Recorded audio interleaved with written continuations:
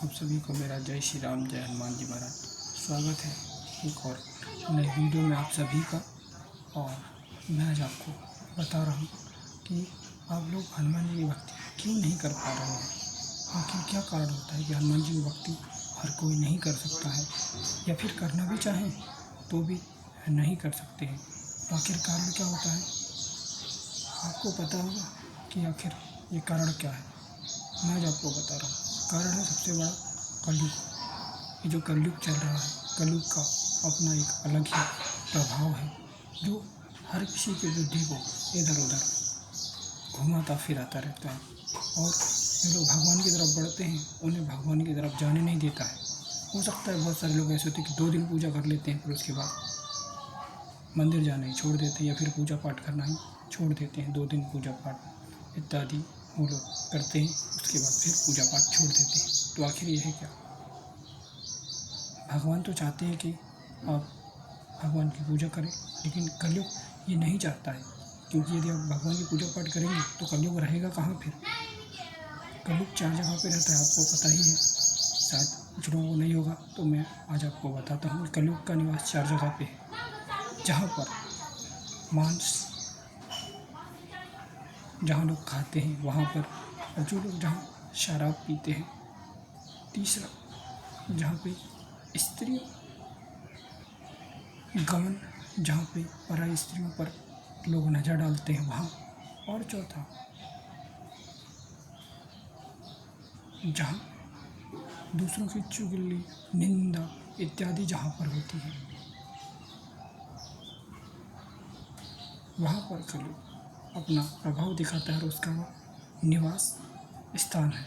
मैंने आपको बताया शराब और मांस, जहाँ पे चुगली, निंदा इत्यादि हो जहाँ होती हो।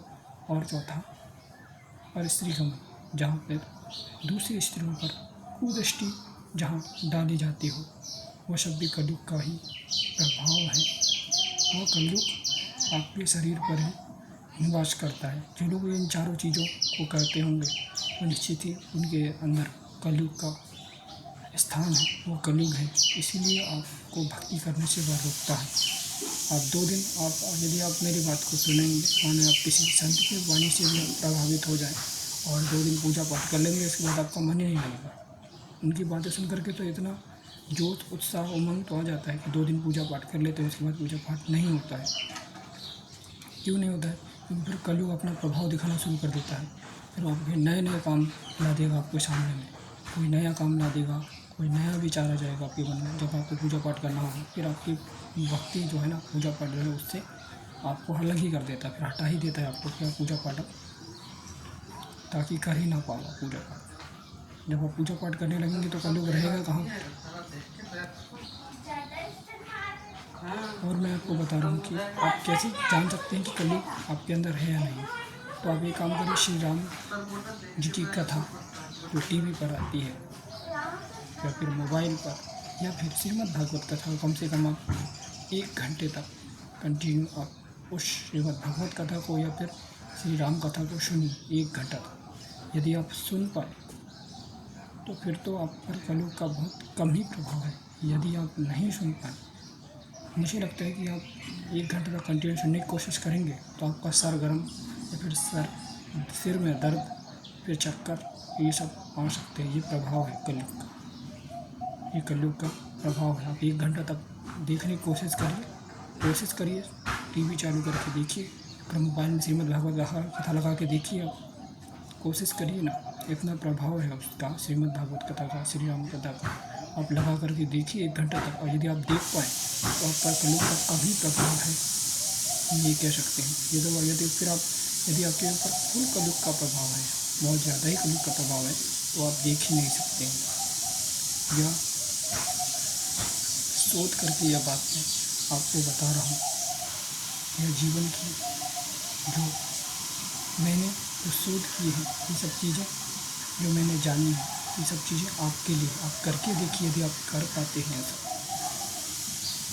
अपने आप पहले करके देखिए। हाँ, और कथा जब आप सुनेंगे तो कथा से आपकी बुद्धि निर्मल होती है। बुद्धि जब निर्मल होगी तो अपने आप उसकी भक्ति में फिर मन लगेगा। यदि आप लोग कथा को कंटिन्यू सुने।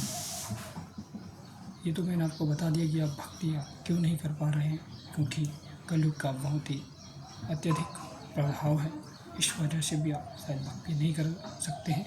मैंने आपको बता दिया कि भक्ति आप क्यों नहीं कर पा रहे हैं। यदि आप इन कारणों में होंगे तो आप भक्ति नहीं कर सकते हैं। तो कोशिश करिए, यदि आप नहीं कर पा रहे हैं तो ये जो लक्षण मैंने जो आपको बताए हैं, यदि इन सब चीज़ों को आप फॉलो कर रहे होंगे तो इन सब से आप दूर हो जाएं। निश्चित ही आपको बाबा हनुमान जी की भक्ति प्राप्त हो। जय श्री राम, जय हनुमान।